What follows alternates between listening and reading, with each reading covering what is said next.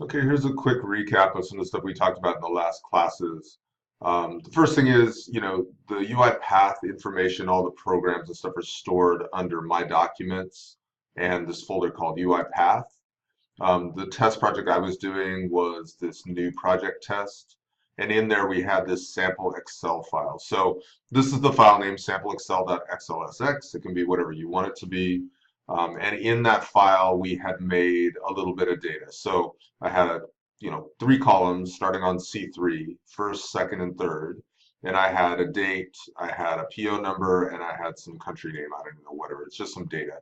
But basically, it starts on C3, and that's kind of where the data starts. So let me show you how we do this.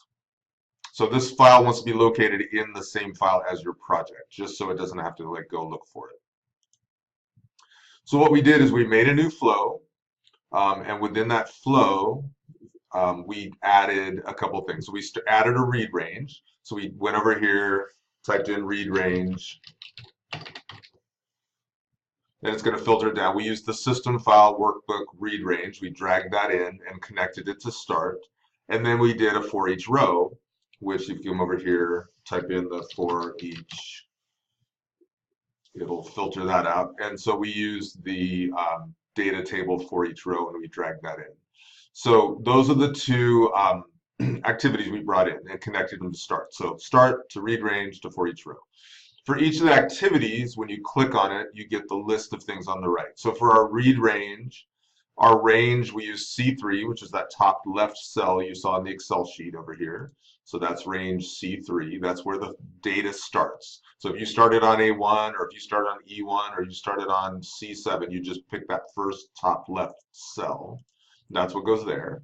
Sheet 1 is sheet 1. That's what we're working on, sheet 1. It could be named something else or whatever. It just needs to know which sheet we're talking about within the Excel file. And then this is just the name of the Excel file. To fill these in, click on the little double dots, and then you can type your stuff in there, and they need to be in quotes. So we filled those three things in. Our data has headers, so we're going to leave that on. Okay, and then the thing we talked about was making sure we had a variable to put the data in memory. So it's going to read this Excel sheet, but it needs to put the data someplace. So we made a variable. Variables are down here on the left. Click on it. We made a variable called DT range, and we gave it a type of data table. And when you click in the types, sometimes you have to click on browse for types to get to the data table type.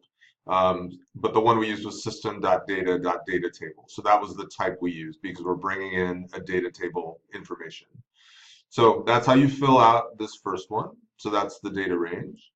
And when you go to the for each row and double click, it lists here for each row in DT range. So it's going to roll through each row of the DT range data, which is the memory data we stuck. So this should say DT range and this should say row. Then we dropped in a message box into the body, and we dropped in an assign into the body. And in the message box, we typed this. So we made a little string because we want our message box to say first equals whatever first is on each row.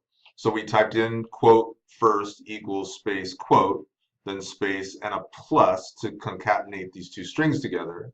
And then we put row, which is the variable that's being, each row is going to have this row data, and we put in quote first quote dot toString, and that will make the message box say what's in the first row, each row it goes through. So in the first column, so it's going to, each dialog box will say this, and then exit. And then we did an assign to put that data into a variable. So we made a variable called myDate. So the three variables we have here, we have a variable called myDate, which is a string, and we assigned that data right there, which is going to be in each row, it's going to be this piece of data. It's going to assign that to this variable myDate. And then the other variable we made was the DT row variable, the row variable, which is listed here. So this one gets declared automatically within there, so we didn't declare it specifically down here. So row, quote, first, quote, toString. So that's all we did. Basically rows through, it pulls the data from the Excel file, all of this data into memory, and then it gives you access as it goes through each row to each one of these things. If in this cell here we had written second or third, then it would grab the stuff from those columns. But since we wrote first, it's going to grab the data from that column. And that's essentially what's happening in the program. All right, let me know if you have any questions.